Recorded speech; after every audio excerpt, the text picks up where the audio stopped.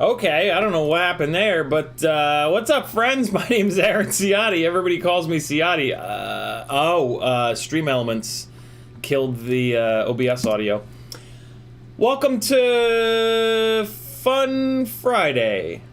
Friday Funs. We're gonna do some new things here today. God damn it. Come on now. Everything falling apart up in here. CiottiFPV reacts tonight. Over on Discord, there is a new Patreon text channel called CiottiFPV Reacts. You can put pictures, questions, short clips in there, and we'll watch them on stream, look at them on stream, and I'll react to them. Other people are doing it, so I should too. You know. I try to kind of do my own thing, but there's only so much of my own thing I can do before it kind of makes sense to do things that other people do that are successful. We're also going to take a look at what's in my bag. Yeah, I don't think we'll get through the whole thing, but we're gonna take a look at some of what's in there, and that'll be kind of fun. That's another thing that everybody else does that people seem to like. We're also going to do a mailbag here, and it's a Q&A stream, of course. If you want to talk directly to me, all you've got to do is type CiottiFPV into the chat. When you do that, it's going to light up an orange like this.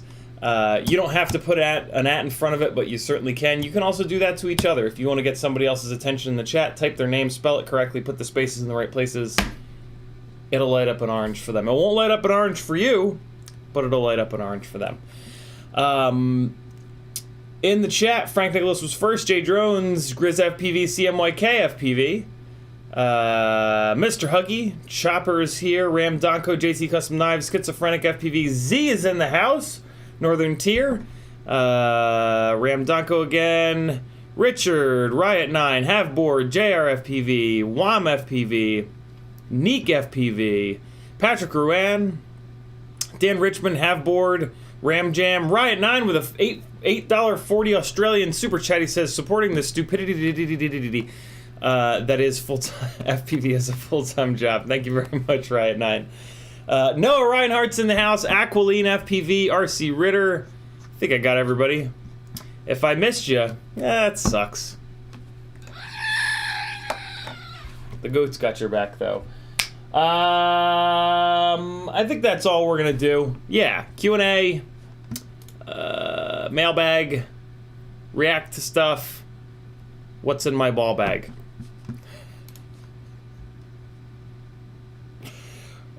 This is my full-time job, unbelievably. If you'd like to see these live streams continue, I need your help. I need everybody to do something or other. Click an affiliate link. Give me $3 of your dollars a month on Patreon. That's the thing that helps me out the most. There's a bunch of other things that you can do to support me. All of the stickers are now officially up on Etsy. I'm trying to pick up the stack of stickers, but I have rabies. All of the stickers are on Etsy now. Here, I'll show them to you on the little thing over here. Holographic and small. Kill all carbon for all the car fans. The new Nintendo-ish logo. This one's got a see-through background. The white is actually see-through. Old school matte. I think these are sold out. Never Give Up Clam Man. These are approaching being sold out. Old school logo magnet. Old school small. Look at that nut grabber sticker. Come on! Get you a nut grabber sticker. Get your nuts grabbed, friends! The collective, I think there's like one, maybe two of these left. Old school holographic, pretty sure that's sold out. 90s vibe. And Micro King and Matt. Yeah, I spent a ton of time getting the Etsy store all updated. There's all kinds of new hardware over there. Go check it out. There's a link over at CiottiFPV.com. You're going to love my nuts. And my stickers. There's also a Fiverr store if you want to get one-on-one sessions with me for flight instruction, build planning so that you don't buy the wrong parts and waste your money and time, and tuning. I can help you with those things, one-on-one, half an hour, hour sessions, whatever works best for you. Or just message me at CiottiFPV on Instagram, Facebook, wherever. We'll get it scheduled and get it going.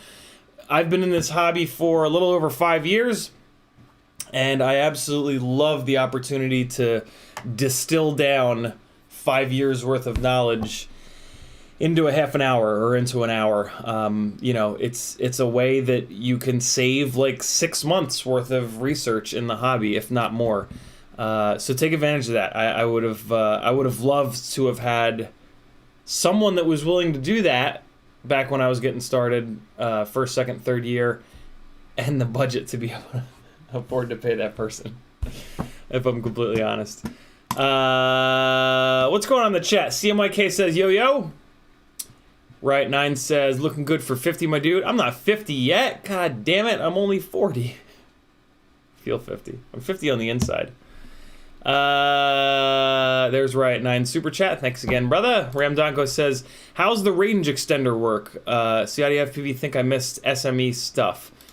What do you mean by range extender, Ramdonko? I don't know of any range extenders. FPV Trucker says, what's up? Trucking to Cali this weekend. Very cool. WAMFPV says, you mentioned doing 30-minute sim sessions about a year, for a year straight the other night. Would love to hear about your training and how you went about it.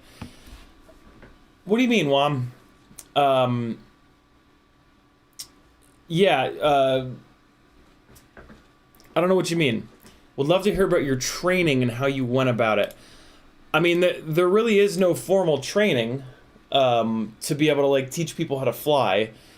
My path has been, I mean, the path that's led up to me loving to doing that flight instruction was that I've previous to FPV, I was into motorsports, autocross, track days, initially drag racing, but that only lasts for a year or two before you get super bored.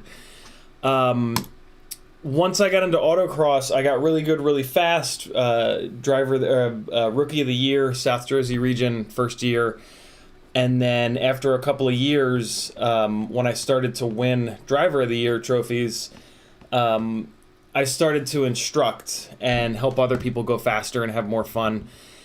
And I instructed for 6 or 7 or 8 years or so and just really fell in love with it. And so when I got into FPV, you know, there's 15, 20 things that we need to balance, you know. Learning how to build, learning how to tune, learning how to fly, repair time, research time, social media, right? Like all these different things. My priorities were always kind of set up in a way that like learning to fly and getting really good at flying was always up top. So yeah, I've become a half decent pilot, I like to think. And with that background in instructing in a motorsport setting, which is similar in that like it's something that's extremely difficult that somebody with tons of experience can, like I said earlier, kind of like distill their knowledge down into bite-sized chunks, so that you don't have to go out and get all that knowledge yourself. So yeah, that's kind of the only way that I can think of to answer that question. Hopefully that answers your question. Frank Nicholas dropping the link to CiottiFPV.com. Thank you, dude. Quadzimoto says, what up, baby? Envy of the Bird says, hey, H-A-Y. Grizz says, I turned 41 on the 20th of this month. Grizz and I are in a competition to see who can be older. Unfortunately, I'm not winning. And I probably never will.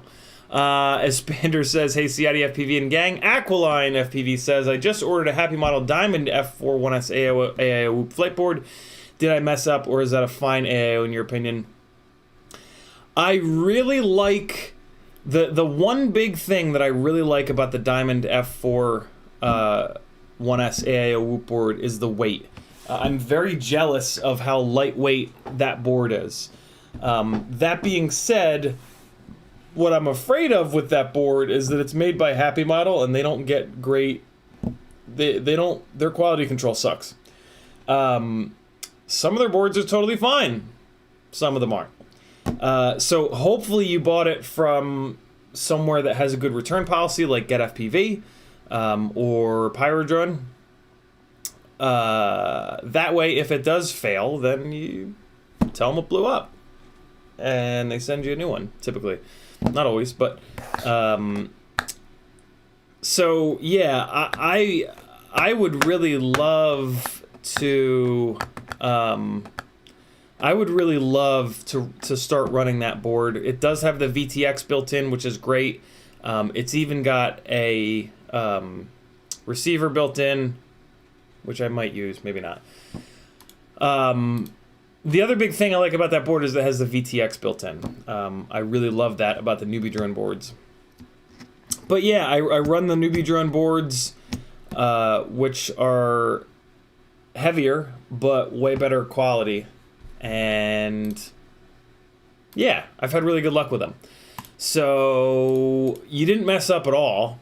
As long as it doesn't blow up, it's actually going to be better than the Acro-B board because it's a little bit lighter. So yeah, cross your fingers that it doesn't blow up. If it does blow up, bug whoever you bought it from to send you a new one, and you're good. Dan Richard says, I've gotten like 5 Happy Model AIOs and only one didn't last a week. The rest were good. Maybe I'm lucky. So there you go. 20% failure rate. 5 is a pretty good sample size too. And to be honest, a 20% failure rate sounds about right from the amount of people that I see that have those Happy Model boards blow up. I wouldn't be surprised if 20% fail is right on the money. I hope to hell that it's less than that, because that's pretty nuts. But you know, we demand low cost, And with low cost comes low quality and or low quality control. So, hey, it is what it is. WAMFP says, I meant what you practiced and how you went about it. You mentioned not letting yourself go to bed unless you spent 30 minutes in sim. Oh, okay, yeah. I mean, it was just stick time. I don't necessarily have like any kind of like a practice routine or anything like that. I just put the time in, you know, and that's kind of 99% of learning to be a really good pilot is just pouring time into it. It was the same thing with motorsport. It was the same thing with airsoft before that. It was the same thing with playing drums before that. Yes, you do want there to be some thought to your practice.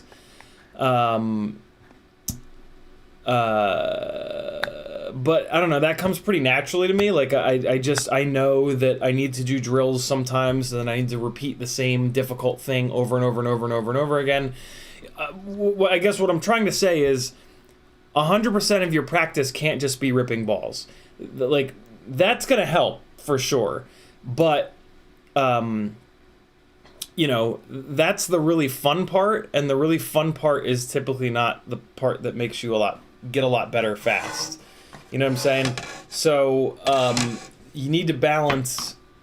There needs to be a balance between just flying and doing 100 power loops in a row or 1,000 Matty flips in a row, stuff like that. The way that I used to practice is like I would fly around and I would just kind of creatively find something that was difficult. Maybe that's power looping a specific object, right? And I would just do that as many times as I could stomach until I got like really bored, and then I would do something else. But yeah, so there has to be some thought to it, but like I said, 99% of it is just putting in the stick time. The simulator is good when you're new. Eventually, you will want to move away from the simulator because there's just no way that the sim will ever perfectly match the real-life physics that you're going to get with your specific rigs.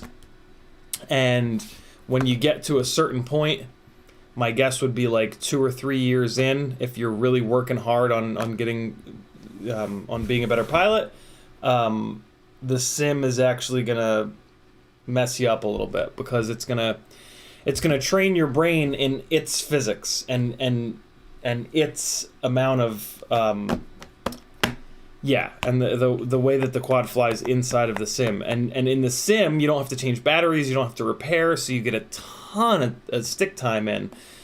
So you can get really good in the sim, and then your muscle memory like locks into where the sim is, and then when you go fly for real, you're all thrown off because real life doesn't fly like the sim.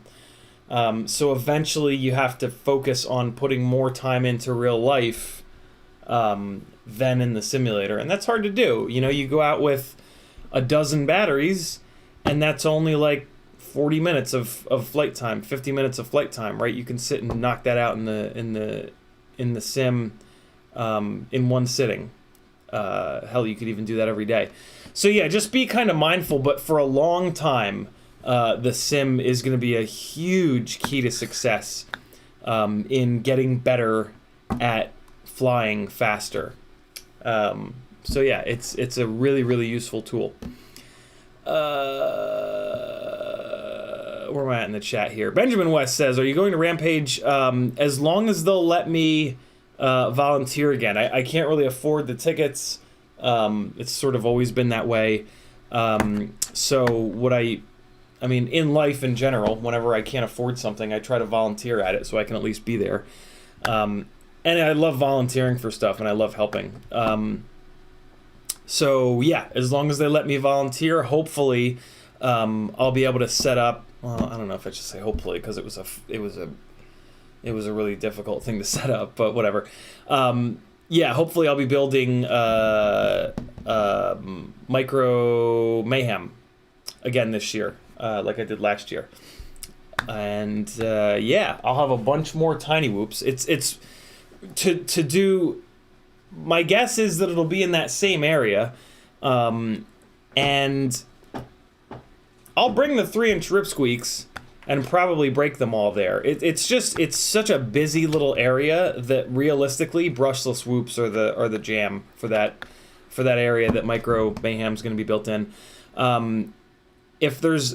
So we still have all the LED rope lights and shit that we had last year. Hopefully there'll be like a budget, another few $100s that we can spend this year. By we, I mean me. And then I'll be able to buy some more lights. And what I really want are like some floodlights. I would really love some cheap DJ floodlights and a whole bunch more extension cords. The floodlights, it's pretty dark in there. So the floodlights would be really nice if I could get something that kind of focuses and just sends a big column of light out, maybe even in fun colors. It would be nice to throw some spots of light around in some of the dark areas to then, kind of bounce off and light some stuff up. So yeah, hopefully I'll be there. 8XFPV says, what's up? He also says it's snowing now in South Carolina. Good Lord. We were supposed to get snow here in Atlanta, but last night I looked and it wasn't calling for snow today anymore. So GrizzFPV says, so far so good on that Diamond F4. Had almost a year running it in an 85mm whoop. Wow, that's a big whoop. Yeah. Sometimes happy model stuff just works forever. But it's just nuts. The quality control is it's just abysmal. Bob Noxus is in the house. Don E dropping some rainbow hearts. RC Ritter says you should sell a series of your whoops to fund your Rampage trip. While that sounds like a good idea in theory, realistically, I would have to sell the whoops for like $400 each, and who the hell's gonna buy a tiny whoop for that much money? Like my whoop is like a $90+ AIO, $40-something set of motors that I have to strip and direct solder, which is a couple of hours of work. And then, yeah, I mean, like the cost to build like my whoop is probably over $200. And then minimum 2 hours to build it, probably 3 or 4 after you factor in other nonsense and setting it up and all that. Nah, really, probably like 3 hours or so. So yeah, and then like I don't know who I would actually not recommend anybody spend $400 or even $300 on a tiny whoop, because the Mobula 6 gets you almost all that performance for $90. You could actually argue that you get better performance from the Mobula 6 because the AIO is lighter weight. So yeah, my little whoop setup is pretty like specific to me, not wanting to deal with quality control problems and stuff like that. But yeah, you could buy like 3 Mobula 6s for the same amount of money that I would have to charge. And the other problem is that I hate working on rigs. So, like building rigs to sell, like I would rather go get a job at like McDonald's. I would literally rather work at McDonald's than build specifically tiny whoops. So yeah, I probably won't do that, but I just hate building. I really hate building. So the thought of like building rigs to then sell them, the only way that I'm willing to do that is if I charge like $100 an hour, and charging $100 an hour, you end up with a rig that's like what Steele did, when he was selling his Apexes for $1,000 each, right? He's charging $100 to $150 to $200 an hour to do that. He's able to do that because of who he is. I'm, you know, I'm not him. So I would probably have a hard time doing that. But if any of you guys are willing to spend $400 on my tiny whoop, I might be willing to build one for you. I would be willing to do one to put a clock on it. You'd have to prepay for it. But I'm willing to do one to put a timer on and see how long it takes me to do it. And then, yeah, if I can knock the build out in less than 2 hours, I might be willing to do more. But like I said, I don't recommend that. If you're willing to spend $400 on one of my tiny whoops, I would really recommend you buy 4 Mobula 6s. You're gonna get a lot more bang for your buck out of 4 Mobula 6s than one of my wacky little rigs. What do we got going here? RC Raider says you should sell a series of groups to fund your Rampage trip. Expander says haven't simmed for a while, launching sim on the second screen. Benjamin West rightly says video reception is brutal in there. Yeah, it is a mess.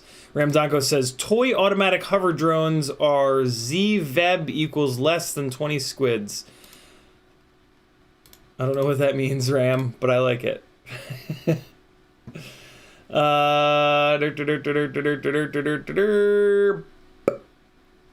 Bob Noxious says you need to throw in some hookers and blow. Yeah, right. Schizophrenic FPV says makes me super appreciate the one that I won from CiottiFPV. Hell yeah, man. Let me get rid of this bot. And all right, let's get it going. Oh, there's another one. Hold on, let's get rid of this one too. Oh wait, no, it's gone. What's up, Paul McDonald? How are you, man?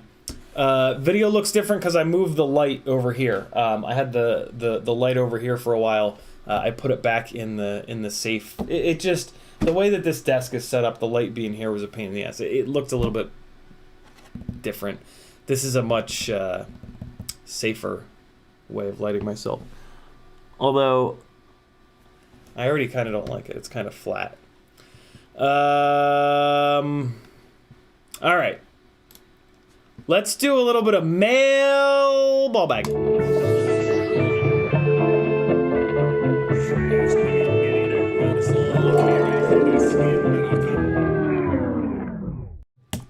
That little thing is for Mighty Car Mods. If you're at all into cars and you're not following them, you've lost your damn mind. It's the best car channel on YouTube, unquestionably.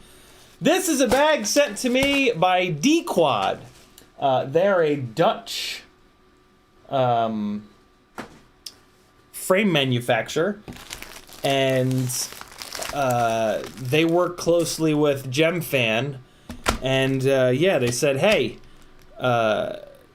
do you, they said, we're looking to sponsor a micro-specific pilot.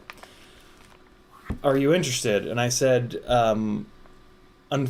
first I said that basically there weren't any D-Quad. I've looked at D-Quad frames before, and their mini LRX frame was kind of close but no cigar for me.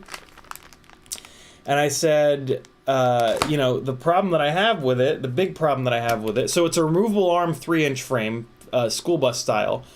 3 thumbs up there, but the problem is it uses vertical camera plates, and I don't like that because they lock you into a specific build height, and their vertical camera plates were like for 20mm builds, for I think, which doesn't allow me to run a run cam hybrid.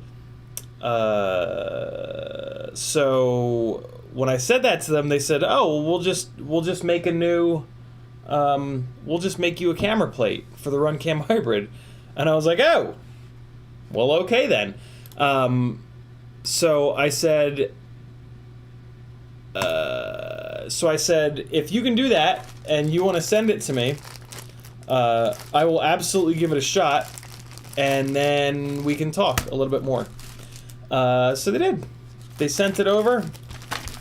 Mini LRX with the super secret camera plate for the Runcam Hybrid and an extra arm. The only other big worry, and I let them know this, is that there's not a ton of motor protection on the outside of the arm. There's not quite enough, but it's not like there's not any. Like there's some. So I'm actually kind of really interested to see how it crashes. And then they said, hey, are you also willing to build a micro obsession? Lots of people like that. This is basically a little 3-inch race frame. And I said, you know, it's hard for me to, like, you know, doing a build takes me 6 to 8 hours the first time to get everything packaged and figure out all the right parts and whatnot. And I just can't really sign up for that. Like, that's just a lot of time. But I said, if you'd like, if you still want to send me one, I would love to do a giveaway with it and do like a D-Quad sponsored giveaway. So yeah, at some point, the 3-inch biker brushless tier is going to be for a D-Quad micro obsession. I have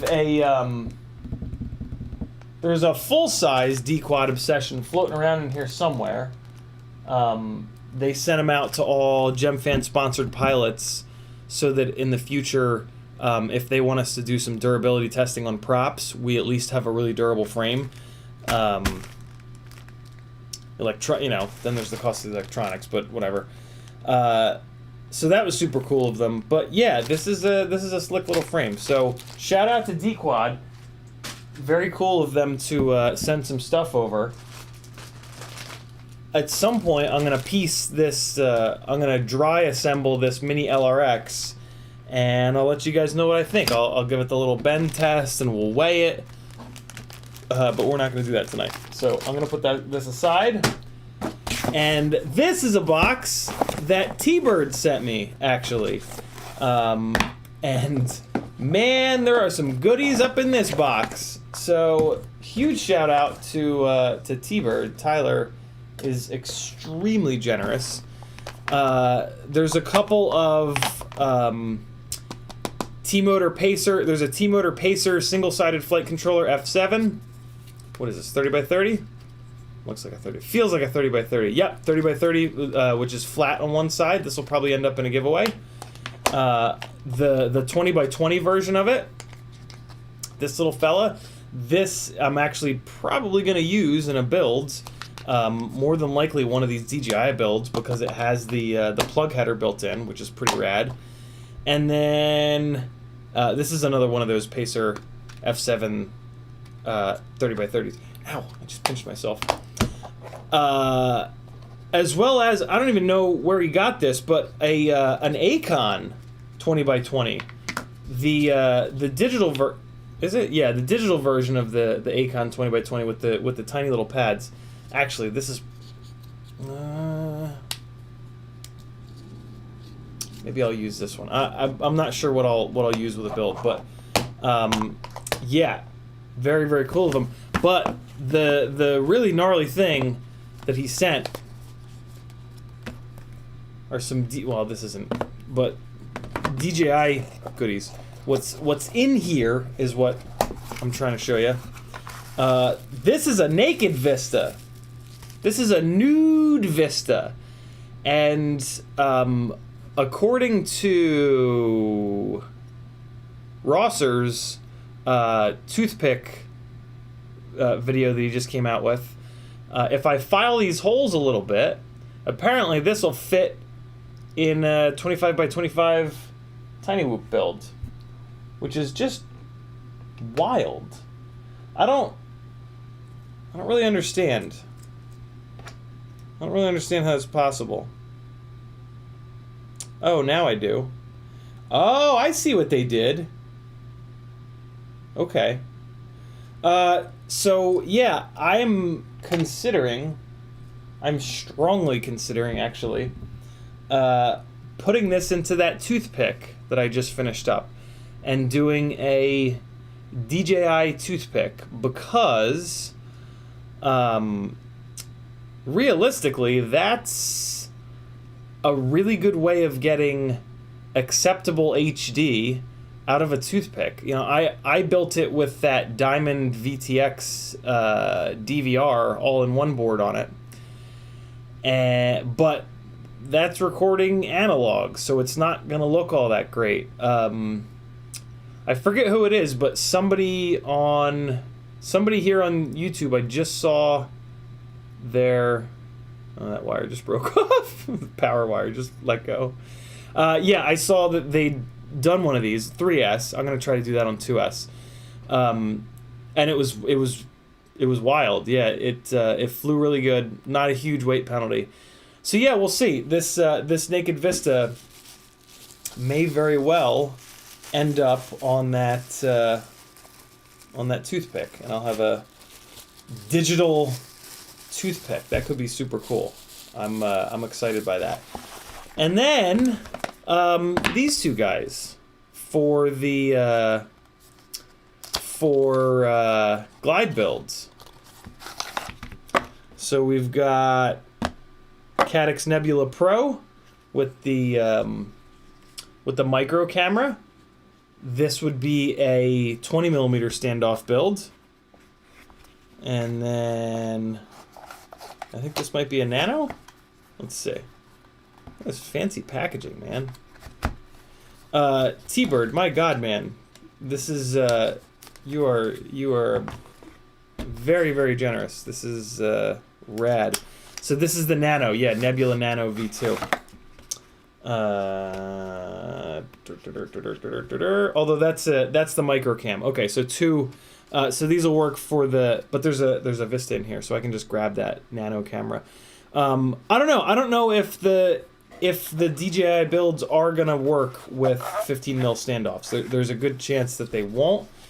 I would really like to get them to work with 15mm standoffs, though. I really like the glides slammed down on those really short standoffs. So yeah, my God, Tyler, thanks again, brother. Just super, super, super generous of you. And this will get used for sure. And Nevin, speaking of DJI, Nevin from FPV Exchange, if you're not using FPV Exchange yet, go now, for real. He's sending me a set of DJI goggles with a bad pixel that work fine, other than the bad pixel. So yeah, there's gonna be some DJI content on the channel here sooner than later. Really? This motor wire is chopped right out of the box. Yarr!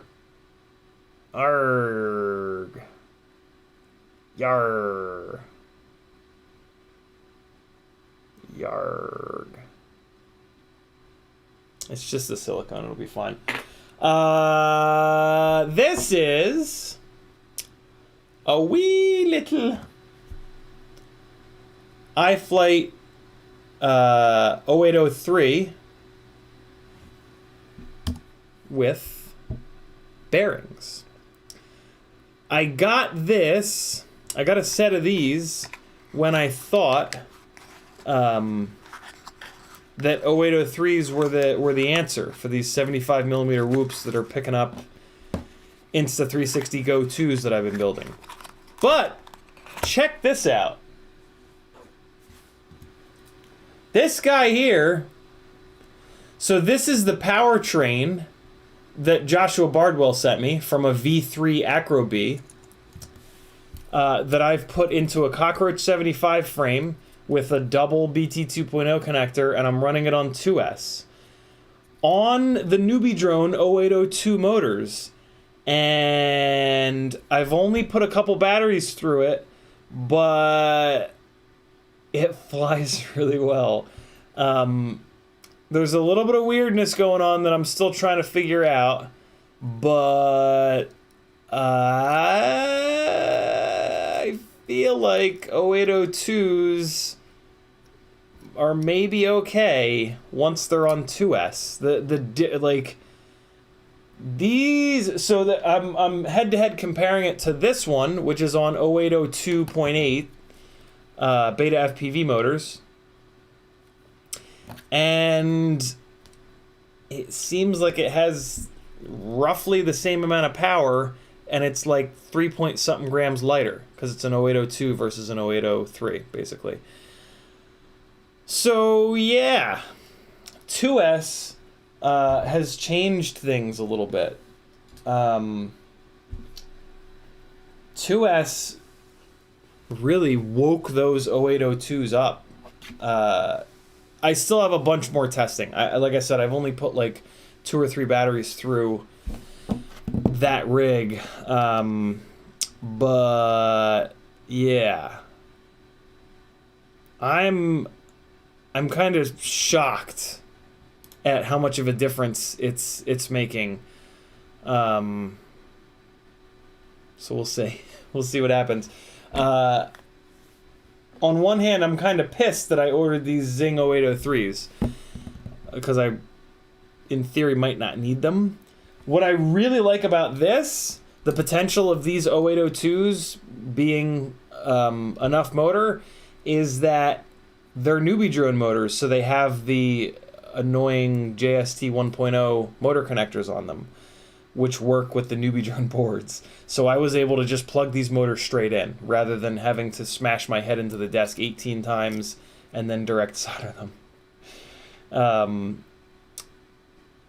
So yeah, I'm shocked, but whatever, man. If 0802s on 2S are going to be enough to carry an Insta360 Go 2, then that makes that build that much easier. What I'm really curious about is like motor heat.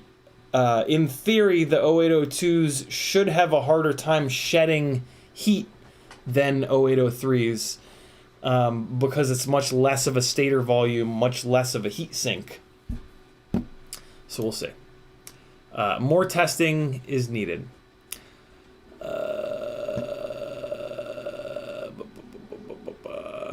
on. Where are we at? Trying to find. Hey, here we go.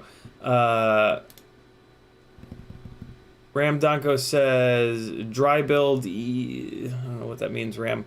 RC Ritter says don't need to file for M2. Oh, even cooler. Athix says opinion on the 1S HD0 VTX. It's still a little heavy.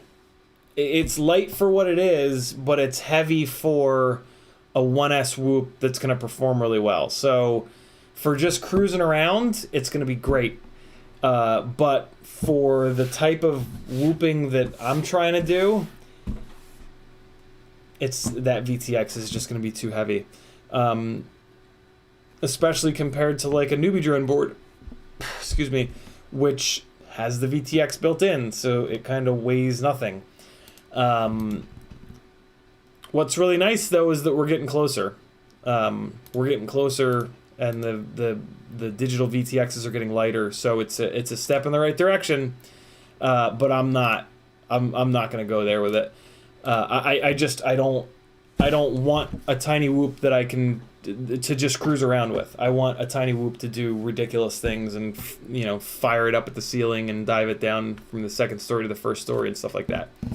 Dan636 says you might hate yourself for trying DJI. I've tried DJI a bunch of times. I know exactly what it is. One of the biggest reasons that I haven't switched is that it's really expensive.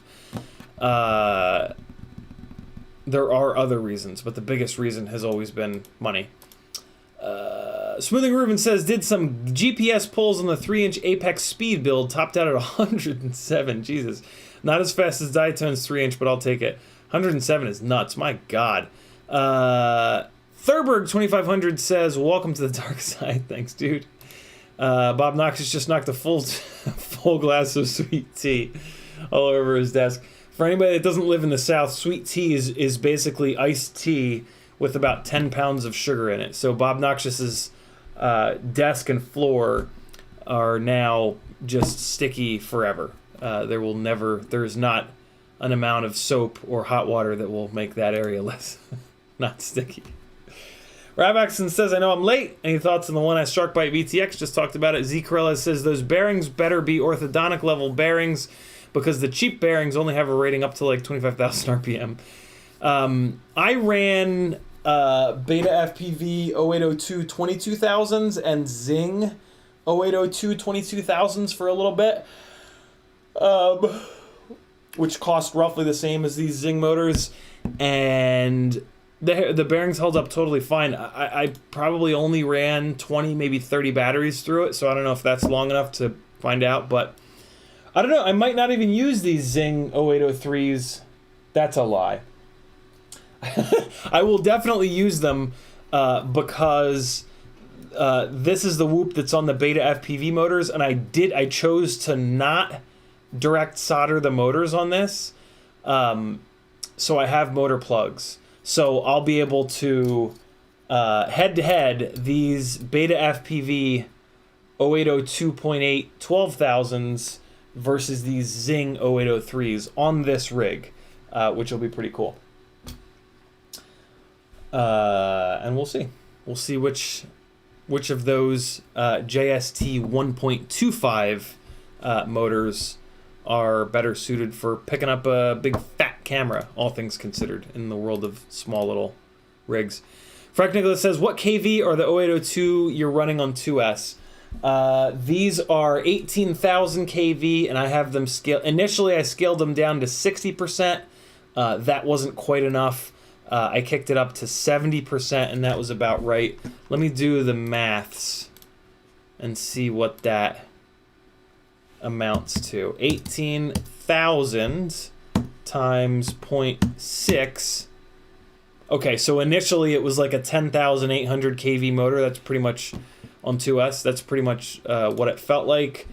And then I moved it up to 0.7, which is the equivalent of 12,600. So at 70%, that's really funny. At 70% throttle limiting in the PID tab, this at 12,600 kV equivalent on 2S made a little bit more power, I think, than this guy on 12,000 kV. So that's... I'm hoping that between these two, I'm hoping that I can kind of dial in on what I want to figure out is basically, do I need the 0803? And I think I'll be able to figure, or will an 0802 work? And I think that I'll be able to figure that out by looking at like run times and looking at amp draw at idle. What I'm worried about with the 0802 is that it's not enough stator, and asking it to carry such a heavy load is going to put it outside of its efficiency window, and it's going to start to get hot. My initial thoughts after very limited testing between these two are that the 0803s are still a little bit more grunty, and I think I still like them a little bit better. But this is much more tuned than this is, so it's impossible to really draw any conclusions until I have the tune figured out on this. Initially, I had a really hard time with motor heat on these. Not motor heat, the heat in the AIO. The AIO was getting up to 170 degrees and shutting off. Actually, I've never had that happen before. Weirdly, putting this on the Blue Jay helped. I had it on BL Heli 16.71, which works with RPM filtering. But I put this onto Blue Jay, and the heat problem went away, which was really interesting because that version of BL Heli is 48K, and it does support RPM filtering. And when I put it on the Blue Jay, I did that same thing, 48K. I was really tempted to put it on 96, and I'm probably going to try 96. But, yeah, that was interesting. But Dalton did say that this Newbie Drone V3 AIO, I don't know what... I think he might have said that it was kind of designed for Blue Jay. I don't know if he actually said that, but it seems to like Blue Jay. So I ain't gonna complain. So yeah, more testing coming. Weirdo with the skateboards in the house.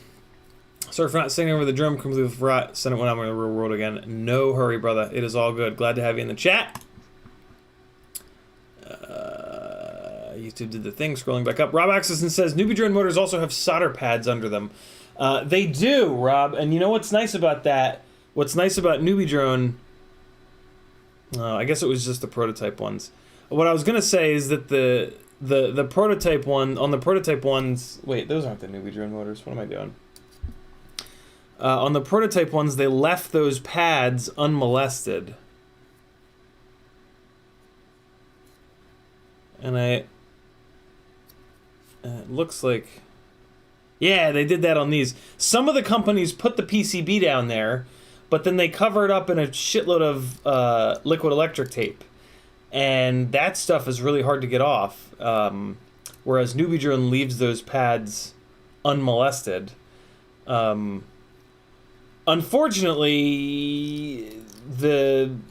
you wouldn't. I don't see a situation where you would ever actually use those pads on the newbie drone motors, because if you're going to run the newbie drone motors, you should also run the newbie drone AIO.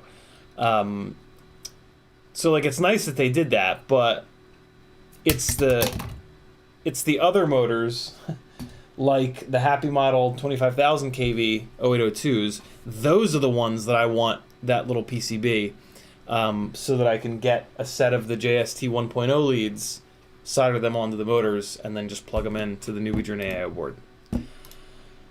But you know, we take whatever we can get in the land of micros. Dan636 says, I tried it last weekend and I want it now.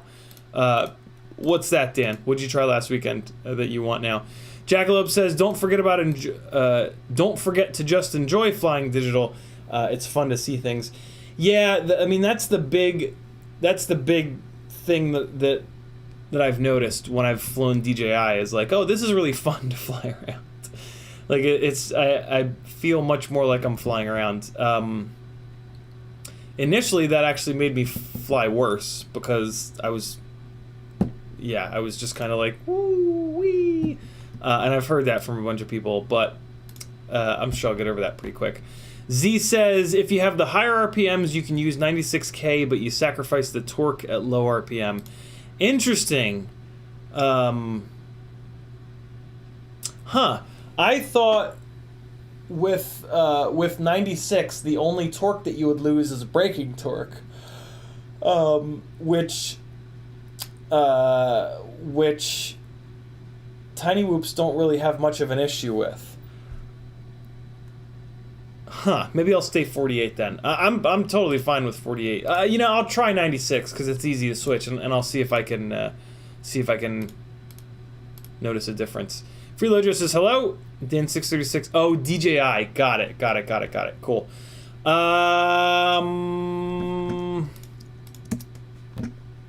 What are we doing? We did mailbag. We got to do reacts. What do you want? What do you guys want? CiottiFPV reacts, or what's in my ball bag?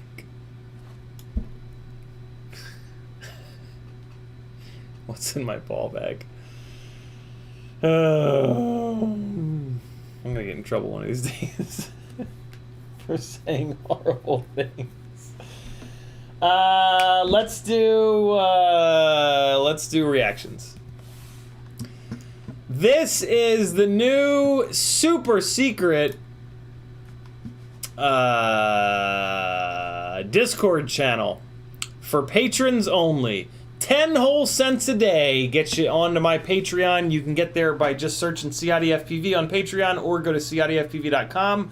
The very first button is a link to my Patreon channel.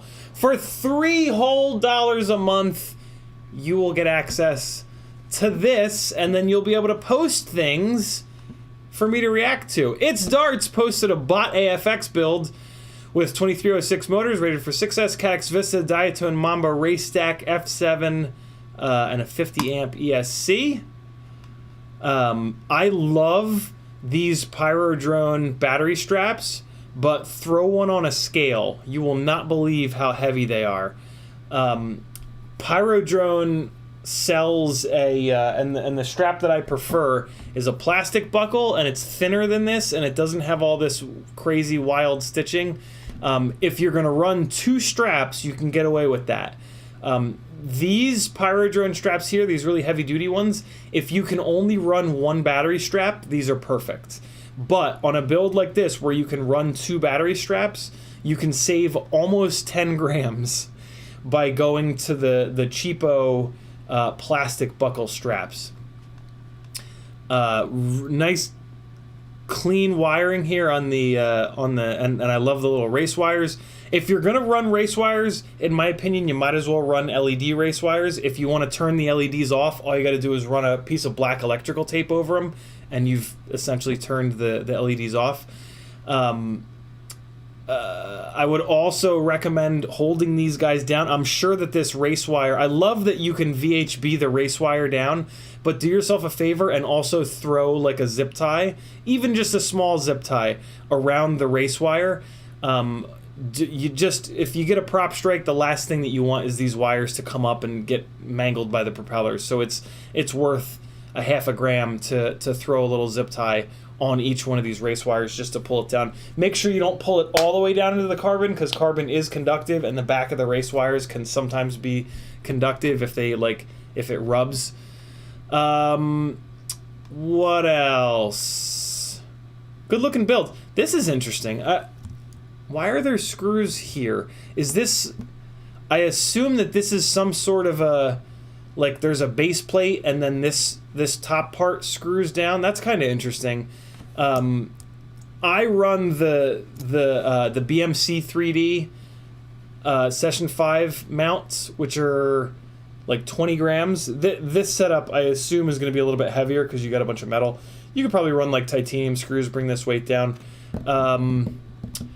This antenna, I would try to get the longer version of this Caddx antenna to get the head of the antenna up here. The problem with the head of the antenna being down there is that when I'm assuming right now that the camera has switched back to the DSLR. When the antenna is down that low, it gets hidden behind the battery when you turn towards yourself. You know, the battery's up here. If you can get the antenna up a little bit like this, it'll clear the top of the battery so that when you're flying towards yourself, if you flatten out, you'll still put it behind the battery. But you typically don't hover when you're really far away. When you're really far away, you usually have the nose down, right? So as soon as you put the nose down, this antenna comes up clear of the battery. That might be something, although I guess with DJI, it matters a lot less if you're running it at a 1.21 gigawatts or whatever the hell it is. Other than that, really clean build, man. Good stuff. All right, what's next? Oh, wait, hold on. I got to go back to this. Oh, let me check on OBS.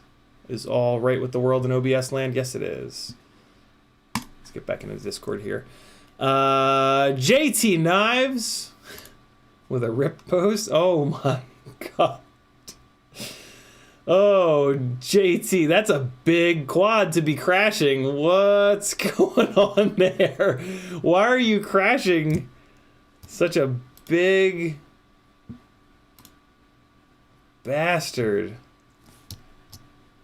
Ooh. Oh, yikes. Oh, that sucks, dude. I mean, I gotta be honest, though. Props. Respect for flying a rig that big hard enough to crash it. That's, I'm cool with that. John Goblin, Schizophrenic FPV with Big Bertha, the Naked Vista Whoop. 2S for indoor flying with an all-up weight of 80 gram range. 3S for outdoor flying in the 100 gram range. The thick bitch. See if I can zoom in a little bit. I can. So we're on, looks like tri-blades. So I think those are the HQ tri-blades. I think you'll get... It depends on it looks like there's a pretty big gap between the propeller and the and the duct. You might get a little bit better performance out of the gem fans, but the gem fans are not going to manage the... Yeah, I don't know. What I really don't like about the HQs is that the top is not opened. You can drill it open, but the gem fans, you just slam them on and they'll go all the way down in the motor shaft.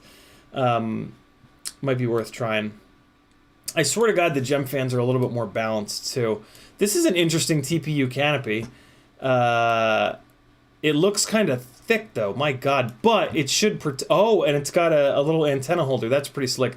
This is probably a really heavy canopy. I would probably try to go for something a little bit lighter, but alternatively, this looks like it's going to really protect a really expensive camera. So I kind of get it, and it is nice that it's holding the head of the antenna. What the hell is that? Is that the receiver? That's the receiver, isn't it? That's an ELRS receiver. That's the ceramic antenna right there. Look at that. ELRS receiver out in between the props, doing what he's got to do. Okay, I'm down with that. And then, yeah, I guess that's the Vista there on a couple of nylon standoffs, and then what's this purple here? I don't know what this purple is.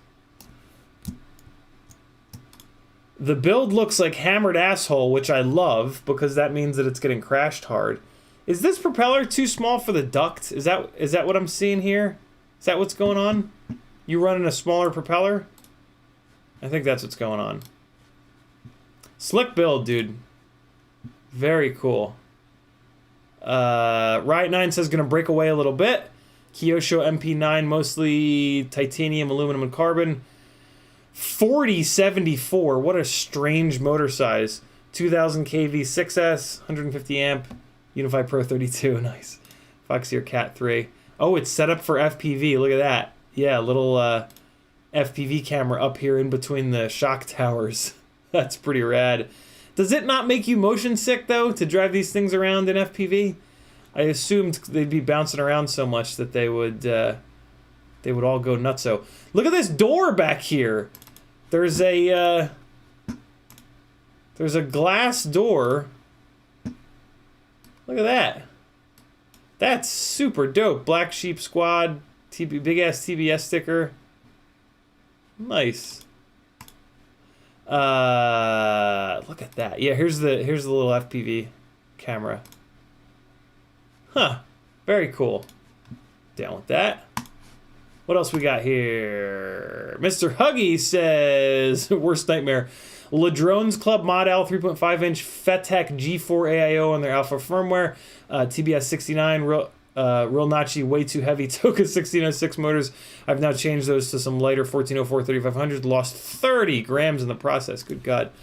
Yeah, I do not suggest these Toka 1606s. The Toka 1505s, though, are great. Interesting frame. They've got... Oh, why the hell they've got two rear standoffs here? That's... There's really no reason to put two You should pull this front set of standoffs. There's no good reason for this extra front set of standoffs here. That's insane. Take these standoffs out. There's no reason for that. Immortal T in the front. I prefer it in the back because when you nose the quad down, the antenna goes up higher, which, you know, I mean, it's only an inch or two higher, but it's something. Also, having it in the front, I tend to scrape the nose, so I would just obliterate that Immortal T on the front there.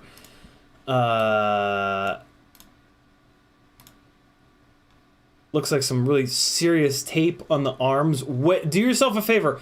Rip the tape off of one of these arms and weigh it. Make sure it's not too heavy. Sometimes this tape can get really heavy. If that's like a gram or a gram and a half or 2 grams of tape, get it out of there. Just look at where the propeller will prop strike and just put the tape in that one spot.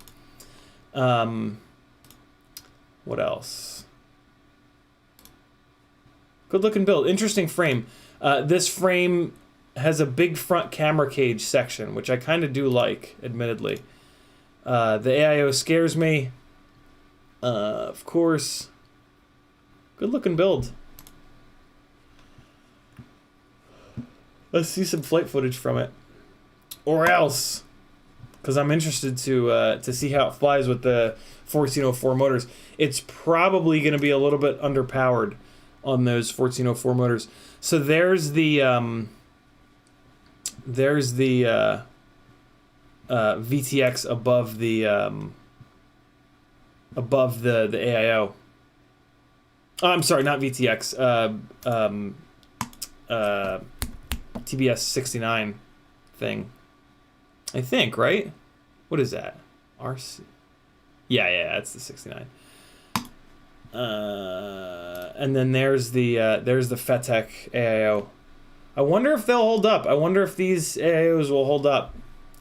Oh, they've got the battery leads on the side here. I actually like that, and I love that they're through holes because that makes them nice and strong. You can run the battery leads right up the side of the frame, nice and lightweight. And then yeah, put the motor pads front and back. That works too because it protects them. You just run the leads right on inside. Good layout. I like the way that this board is laid out. Other than this is kind of annoying to have these guys on the side. Hopefully there's pads and they don't force you to use these. The reason why I don't like those on the side is that, yeah, now you've got this big thing hanging out, and if you go crashing through sticks and shit, the sticks are going to beat the hell out of this connector because it, like when the connector on the board sits flat, that's fine, but then your connector is going to hang out, and then the wires are going to hang out even farther. So that becomes a little bit worrisome. Maybe they have those lately. They've been a lot of these manufacturers have been putting those connectors as the only way to hook up. I don't like that. They should put the connectors and also have a set of pads so that you can solder to the pads.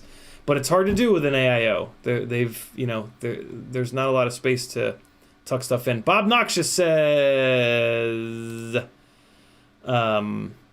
you smile, Dragon Frog 4-inch JSE MCU AIO, iFlight 600 milliwatt VTX, iFlight 2203.5. Jesus Christ, that's a big motor. Cat 3 camera, HQ V1S 4x. That's why. Okay, yeah, that's a horrendously heavy propeller. Very durable propeller too, though.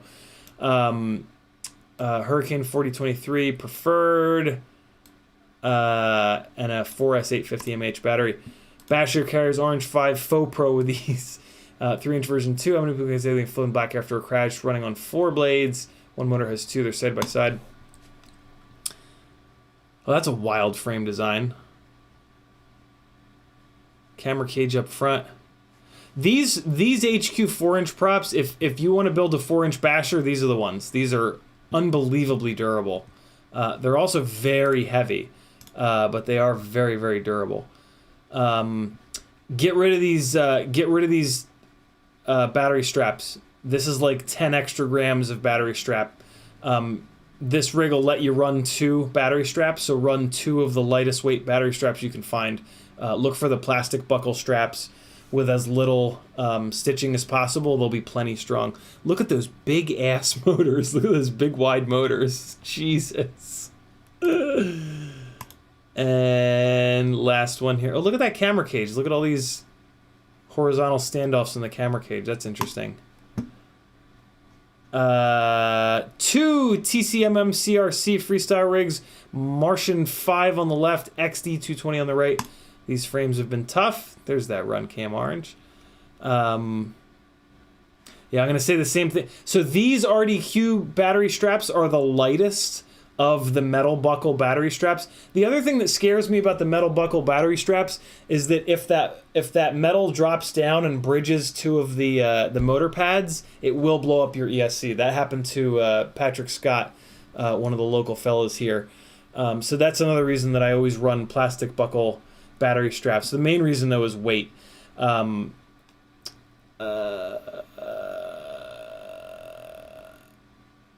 I assume that these aren't bashers, though, because these pagoda-style antennas are super fragile. So I have a feeling that these are not basher rigs. But lightening up a rig is always going to make it perform better. Also, here's something. So having the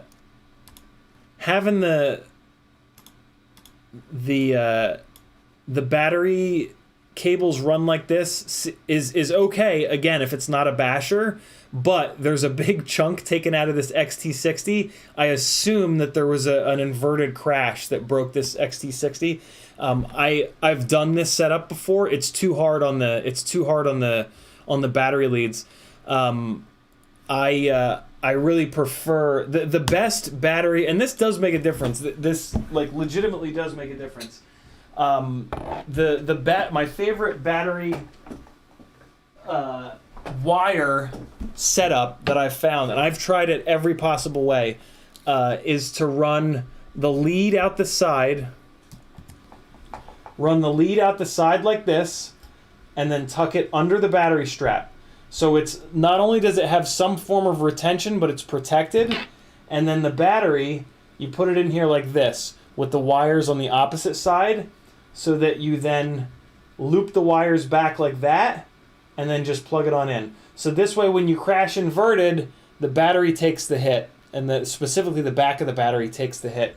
Your battery wires don't get all mangled. They're nice and protected up here. And what it does too is it uses this little bit of wasted space here behind the bottom of the GoPro, right? Like if you put the battery, let go. If you put the battery, I want to put it this way for you guys. If you run the battery with the flat spot, you see that big chunk of wasted space there? You see that triangle of wasted space? If you put the battery in here like this, the cable uses that wasted space. See what I mean? You can still have the battery butt up against the thing, but the lead uses that little bit of wasted space. So yeah, there's a little suggestion for you. Cause yeah, it sucks mangling those wires on the battery, because then it's kind of gone. I think these are F3 props. Very cool. Some newbie drone motors. Nice. Good looking builds, dude. I'm into it. What else we got here? Where's Discord at? Here we go. Metal Dirt Skin says a silly idea. So the YouTube link. I'm scared. Uh-oh. Oh, I don't have audio. God damn it. Hold on, let me restart OBS to get audio again. Hold on, be right back. I'll just pinwheel for a second. Alright, we're back. Let me get the... Here we go. Hold on. We can turn it up a little bit.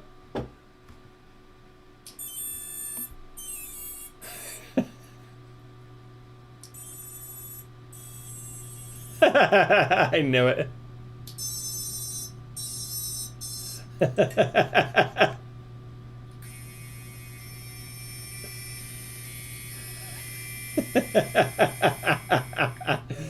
Nice.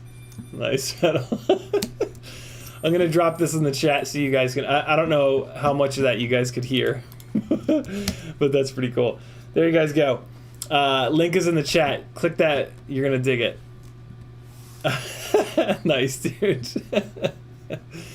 Envy the Bird says, best way to secure these glides for a plane trip in carry-on. First and foremost, take the props off. Every time that I've flown with quads, I have just... What? I'm not allowed to exit full screen? Where's the... What the fuck? What is what?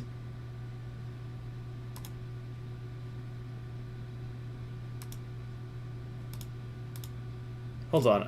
What? What the what is happening? I can't... You're kidding me. Okay. Wow, that's a terrible... Is this real life? Oh, there it is. There it is. Okay.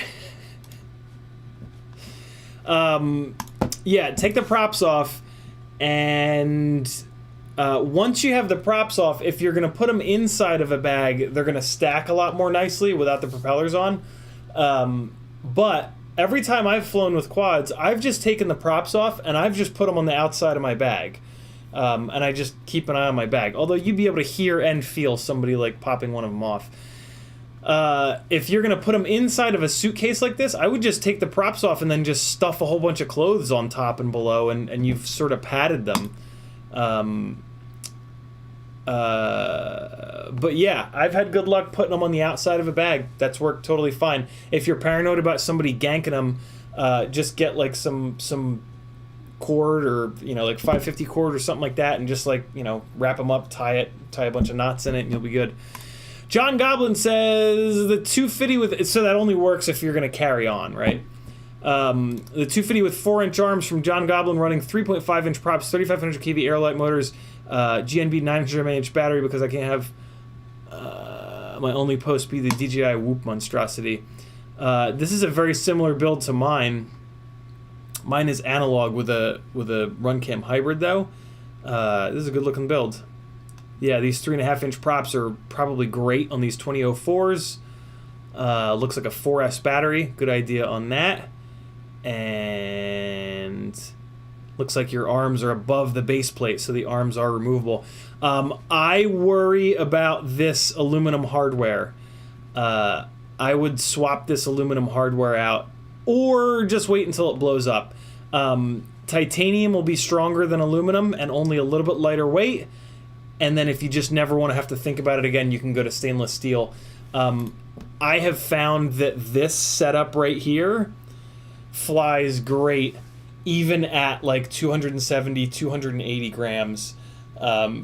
So yeah, you could probably, because it'll gain some weight. Going to stainless steel hardware over this aluminum will definitely gain some weight, but I wouldn't worry too much about it.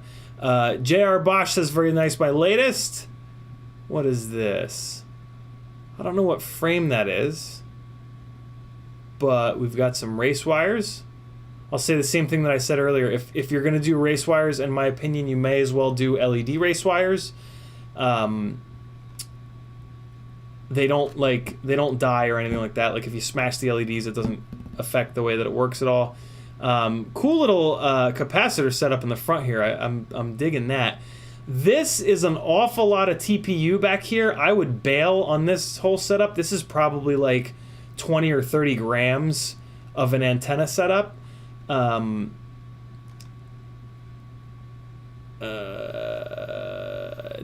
on the... Oh, this is a Source 1 frame, isn't it?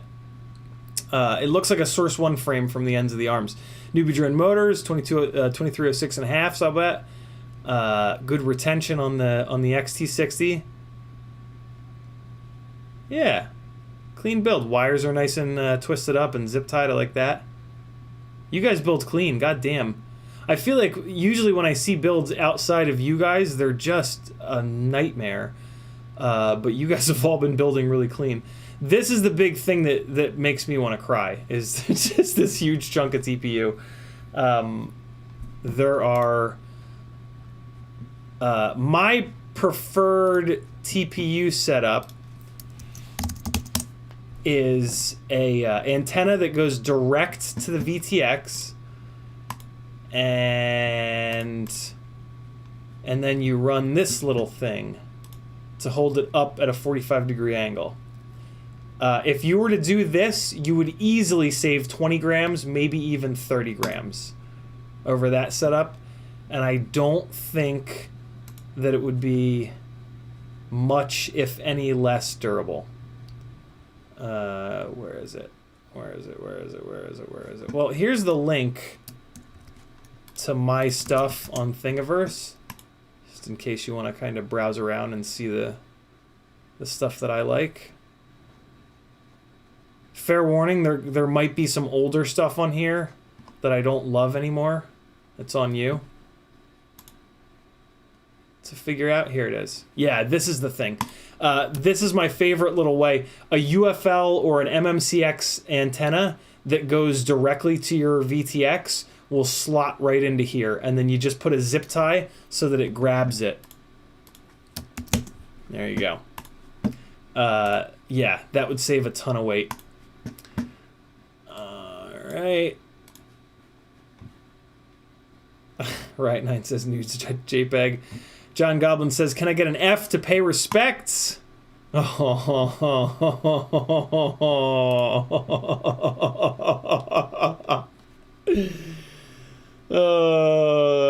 between today at 6:35 p.m. and today at 7:18 p.m. Sean Goblin blew up an airlay. That sucks, dude. And it looks like the bell just came off the motor shaft. That's a little scary. Yeah, Jesus. I hope to hell that happened in a crash. It looks like it. I can pretty much guarantee that it happened in a crash because there's a bunch of gouges on the stator poles here. So that motor probably. So that was probably a nose-in crash, and then that bell on the front got pushed down because it was nose-in. You know, this is the stator. This is it at hover. This is it nose down. This is the bell. So nose down, something comes in like this and spanks that motor down, and that's probably where we got that these scratches on the bottom here, and then that probably just cranked the bell right off of that motor shaft. The Aerolite motors seem to have great performance, but they don't seem to crash all that well. So be aware. Don't be rough on those Aerolite motors. Paul McDFPV says, my Squirt has become a Cinesplorer. Oh, it actually has. It's in a Cinesplorer frame. Look at that. What the hell? Oh, I know what motors those are. Cinesplorer is the shit. Look at that antenna coming off the side. Cinesplorer frame is the jam. This battery strap's too heavy, though. Run a lighter battery strap, in my opinion. I also don't know what ducts these are, but that's cool two-tone TPU printing. Clean build. Go get it dirty, Paul. Leno Dirksen says, what the hell? Here's another FPV cycle toothpick. Tooth Fairy 2. Hold on, what time is it? Make sure. 8:23. All right, so let's leave it here. Let's leave it at Metal Dirtskin's because we've already looked at one of his. So yeah, we're gonna leave it here for tonight, and I'm gonna show you guys what's in my bag. Look at things. Hey, look at that! Look at that! Ooh, don't look at that. Look at this. So yeah, we'll next time we do CiottiFPV Reacts, we'll dive back in here. Ooh, there's some really cool shit coming. We gotta watch this though. We gotta. No. Okay, there we go. Do me a favor, guys. If you're gonna put something in there, don't make sure there's not copyrighted music. Ooh, did that hit? Well, it appears to be hitting grass, but it is awful cold out. So let's see. I'm trying to see which motor hit the stick.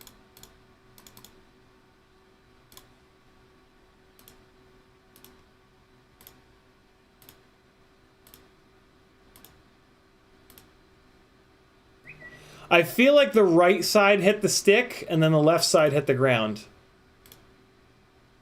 Right side hits stick, left front hits the ground. Yeah, so that left front blew up on the ground. Bang. Yeah. So that was basically a nose-in hit on the ground. Yeah, so that motor bell, that's a really good example of what kills micromotors, is when the micromotor smacks into the ground. Hold on, I got a bunch of people coming over after the stream, so let me just check this real quick. All right.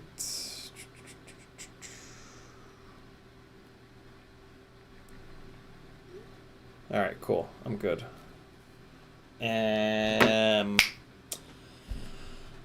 That was not a very hard hit, and it was on grass. But again, it's cold, so I don't know.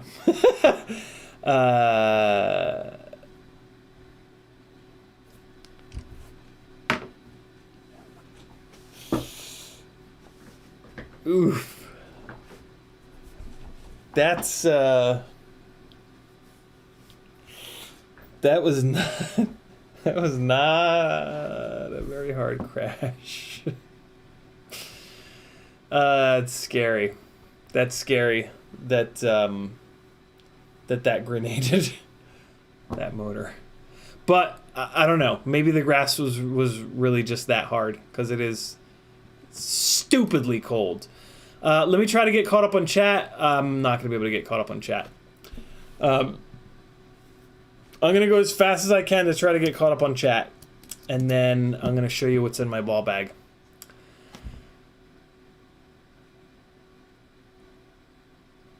Bob Noxious says, you just saw the butt.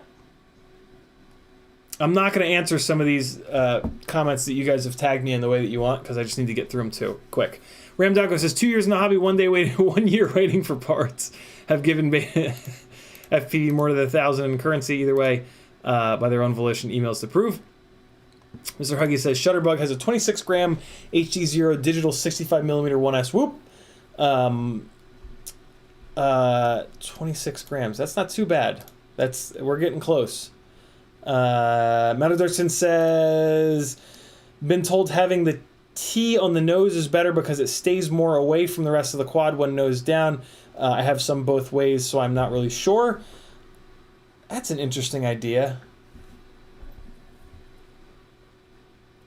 Yeah.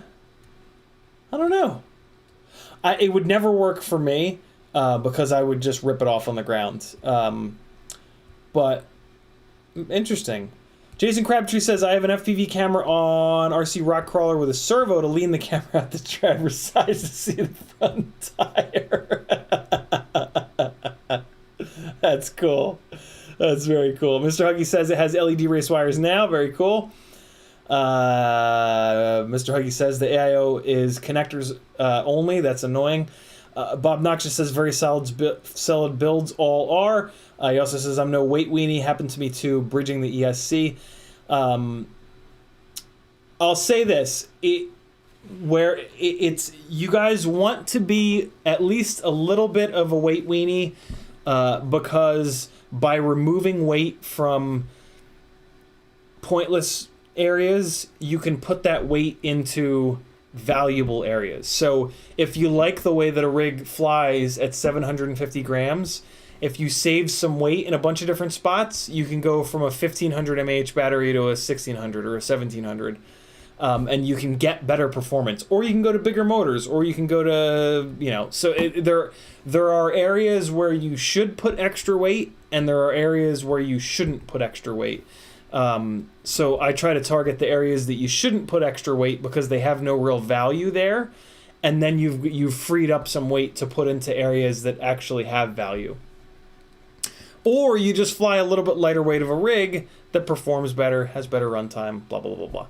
Expander says that's exactly how I have my LiPo and power lead set up. Very cool. June Loco says, where's our Mac? I have not had any time to spend getting the M1 Mac Mini back going. I actually haven't even turned it on in like the last week. But I'm getting caught up. I had a ton of Etsy orders from the giveaway from Wednesday night that I needed to get shipped out yesterday and today. Now I've got a whole bunch of the giveaways that I need to ship out from the 12-hour stream. I've been sort of waiting on the knives from JT, but not really. I've just been slammed. So yeah. I prioritize FPV stuff. You know, this streaming setup works. Doesn't work well, but it does work. So my priority is very squarely on FPV stuff, especially because I don't have the flying gigs which pay really well. So I'm just kind of, you know, doing what I got to do right now. But the new computer will be up before you guys know it, I promise. Bob Noxious says those motors came from you. Very cool. Meadow Dirksen says it makes no sense without the audio not copyrighted, I promise. That's too late now. With only one monitor right now, I can't read the chat and do some of this other stuff. Frank Nicholas says to exit full screen, click the green button. There was no green button though when I was going up to the top because it was bringing down that gray bar. But the green button was hidden behind the gray bar. Gray bar is supposed to have the green button on it. I do have some idea of how to use Macs. I've been using them for almost 20, Apple's included, 30 years. But scroll. Ramdongo says new motor equals one outer magnet. Yeah, I think Ram's talking about the smooth motors. From the feedback on V1 was that basically it solves a problem that doesn't exist. I haven't really heard anything about the V2. With the V1s, you sacrificed a lot of thrust. So, I don't know. I have a feeling that the V2 still solves a problem that doesn't exist. But if you do want to build the absolute smoothest possible rig, maybe they're worth it. Where I think that they might have some value is in like a lifter. If you're building a lifter to lift some of these cinema cameras that have a hard time with jello, basically any camera other than a GoPro is going to be way more prone to jello. And so in a setting like that where you're having jello issues, those smooth V2 motors might be really good. Slim says, I am on the Whoop tier of Patreon. Should I be able to access the Discord patron chat? Yes, Slim, you should have full Discord access.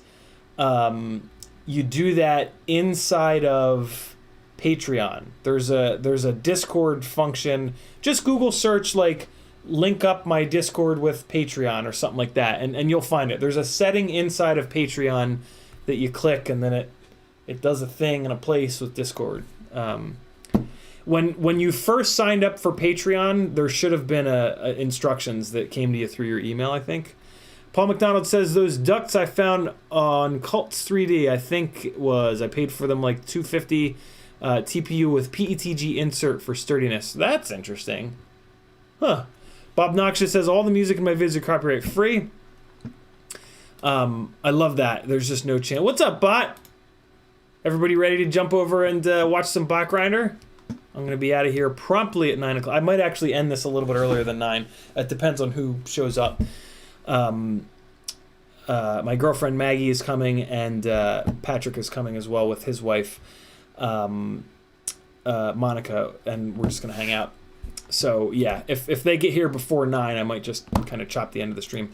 Frank Nicholas says, Discord is a shitty Electron app, lowest common denominator, basically a web app wrapped up as a fake native. That's the problem. Gotcha. He also says, and many times when you kept going up to the bar drop down, we all saw the green button. That's why my comment. Yep. Abraham says, what's up? All right, cool. Here's what's in my bag. We're gonna do a quick. I'm gonna do this what's in my bag more than once. So we're gonna go outside in. Maybe we only handle the outside compartment here. This is the Lowepro BPX, I don't know, whatever. It's the one that everybody has. BPX3 quad guard. Don't pay $200 for this bag. This bag will come up on like sale every once in a while for like $60. I think I paid like $40 for it on like super sale. Don't spend a ton of money on this bag. Old school holographic big and little logos, collective logo. This is the important stuff. BMC 3D sticker, and then these are pretty fly stickers. little bit of Super Deluxe over here on the side, and then an old school Rotoria sticker here. I've got, so this bag is cool. It's got the straps here, and then on the sides, so you can put 3 full-size rigs on this, side, and bottom, front. And then what I've done is I put battery straps on the buckles of this thing so that I can put micros in these battery straps, or just anything. So yeah, basically, you know, you've got the little over-under buckle that these things stick to. On the over-under, you just thread the battery strap through. It's also a way to have a bunch of extra battery straps on your gear. So yeah, with this bag, I can put like 5-inch Cinewoop, or like 5-inch Cinewoop, and then I can do like micro. I even have them up here. I could put a 3rd micro up here. You guys can't really see it. Yeah, there you go. Because this strap goes at an angle like that. So yeah, I could technically put 3 full-size rigs and 4 micros on this bag. I've actually done it before. It looks pretty silly. It makes a big smile because like there's rigs there and then here and then up here, so it makes a big smiley face. I also have, I put this on like all my gear, photography and just everything. These are called ball bungees, BALLBUNJE or whatever. These ball bungees are super nice. You can, like if you have a thing, you wrap them around, and then no, let me do it this way.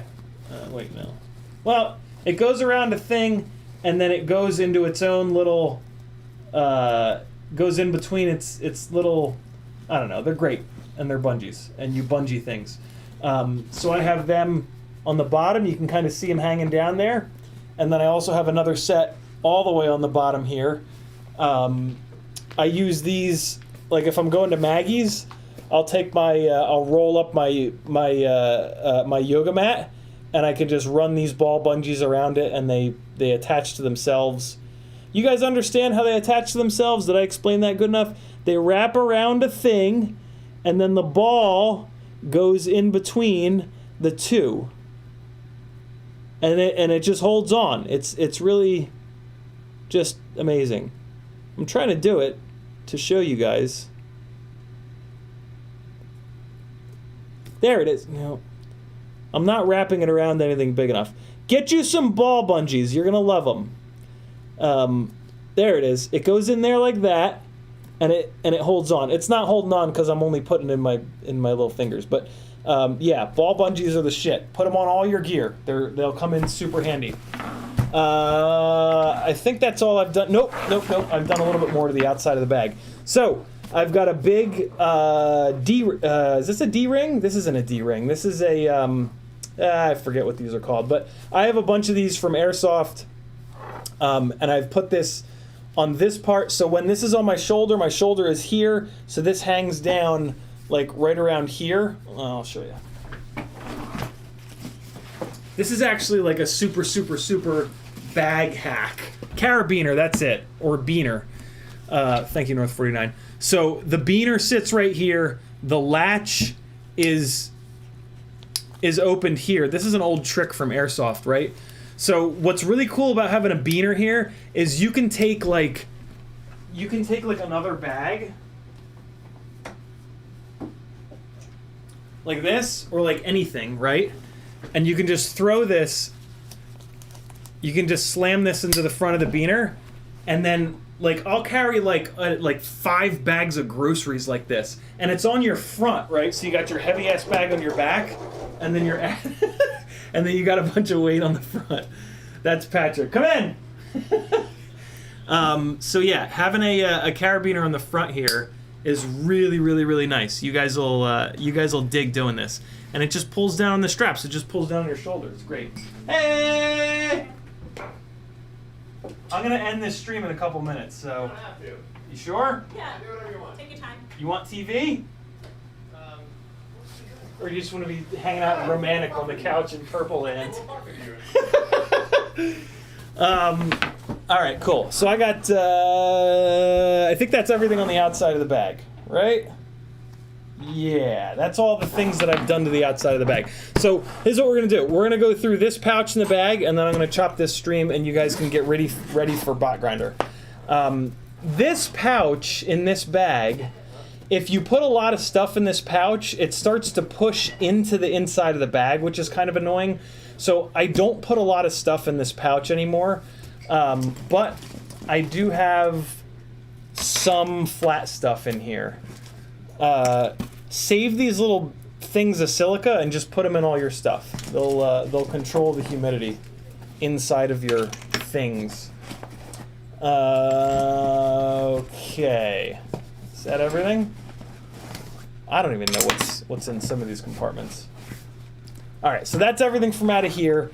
I've got an extra glide top plate that I've actually glued back together. So this is in rough shape, but it exists. If I ever break a glide top plate, I do have a replacement. This is a little carbon, this is a battery protector for like race rigs to put on the bottom of the battery so you don't slam it into the ground. I don't know, I bought it at one point. Maybe I'll use it someday. Extra arm. This is a perfect pocket for putting a bunch of extra arms. Extra rip squeak arm. This is XT30 to barrel connector. Here's an extra arm and another extra arm right here. Christ. In case you need to power your goggle batteries from a little XT30. That's P. Richard Scott from the chat, friends. This, I don't know why I have this in here, but maybe it'll get used someday. XT30 to banana plugs. Maybe if I'm like using somebody else's charger or something like that. Another pack of silica. Extra little, goggle cloth or whatever. Just a little softy boys. This is a cool little thing. This will take XT60, 6 volt to 26 volt, and then it gives you 5 volt out through USB. Or, and it also tells you the battery voltage. So this is really cool. I've actually used this on set as a gaffer to hook up 6S batteries and charge like phones and shit. A 6S battery will charge, a bunch of stuff. So you can run like phones, or I think I've actually run, I've run USB lights off of this as well. This is one of the little Speedy Bee Bluetooth things. Never use it? Never use it. I have used it before. I have used this. This has gotten me out of a pinch because if you're like out and you don't have a laptop, you can use this with your phone and get into Betaflight. You can even get into BL Heli, I think, with this thing. So this is actually nice. A couple of mints because, if you're the guy with bad breath on the set, then nobody's going to like you. I don't know if that's true or not, but... extra GoPro USB cable, and this is one of those goggle XT60 to goggle plugs, and it's even got the little balance port for your fan. I've never had to use this, but this is the kind of thing that you want to have in your bag because there will be a day that your goggle battery goes completely dead, and this will save your ass. So that's what's in the front of the bag here. We're going to look at one of these side pockets real quick because that's where I put all my extra carbon right now. And then we'll wrap on up. Just throw a couple of these in here. And... cool. Side pocket, I believe, is where... yeah, so this is where I have a whole bunch of my extra carbon. Extra glide arm. Should be a bunch of extra glide arms. Second extra glide arm. Extra... what's that rig called? What's Rugi's first 5-inch rig called? Flow Ride. Extra flow ride arm that'll just live in there forever and never really get used because I don't really fly that rig anymore. And then this is, these are the Dead Cat glide arms. So throw 2 of these in your bag, and then if you're out and you need to convert your glide into dead cat for no props in view, you're good to go. Takes a long time to do that, and the battery wires become a problem because they're a lot shorter. So yeah, that's the carbon pocket. But you could do it. Like if you were at an Airbnb, you could set aside half an hour, and convert a glide to dead cat, and you'd be a happy boy and or girl. I think this is like my little medical pouch here on the side. Yeah, this is where I keep like some Band-Aids, some medication, some food, and anything else that you might need in an emergency. Yeah, there's Band-Aids in here, there's Imodium in here. Again, these side pouches, when you're strapping a rig to this, these side pouches get like kind of smushed. So I try not to put a ton of stuff in them. See how that works? Yeah, so like when there's a rig here, like, and the rig kind of rubs against the Cordura. So yeah, it's best not to overload these side pouches, in my opinion. But yeah, there's plenty of flat stuff that you can put in them, and get your money's worth. And then there's these really nice side pouches here with this nice elastic, and I just put props in these. These are perfect for propellers. You can poof them up and put a whole bunch of props in here, or they flatten out. They're nice, strong Cordura. Yeah, they're filled with gem fan props. Oh, although actually, in this one, I also have that silly TBS landing pad thing, which I swear to God will come in handy eventually, but no time soon. That is what's in the outside of my ball bag. No, of my quad bag. That's it, quad bag. What's going on in the chat? Anderson says, still have a big pack with dividers, carrot goggles, low pro Torval style bag, enough of improvement to justify the cost. If you can find this bag for $60, it's absolutely worth it. I don't know. It's probably worth $100, but if you wait, you'll find it for $60. Slim says, I also use battery straps to hang my quads in the backpack. Cool to see I'm not the only one that does that.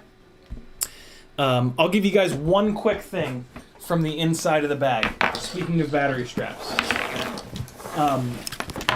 This is my other favorite way of holding a bunch of battery straps, is that you put them on the 5,000 of them. strap loops. Yeah, this is literally all my battery straps. Let me see. So yeah, they have those little elastic straps that run left to right on this.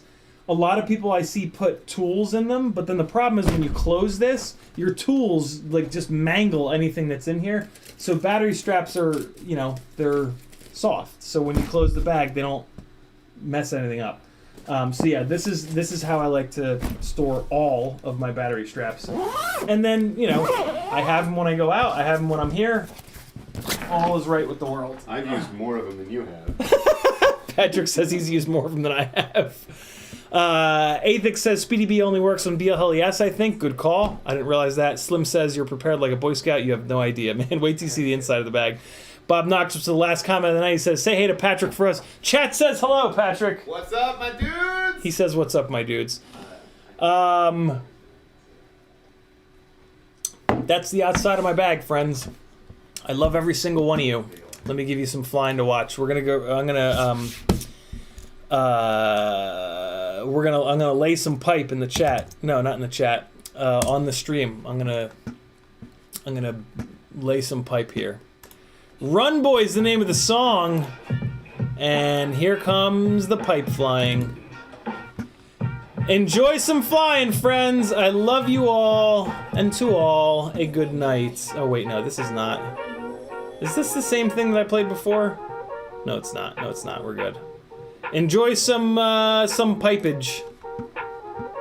Love you guys. I'll see you Sunday at 3. Later.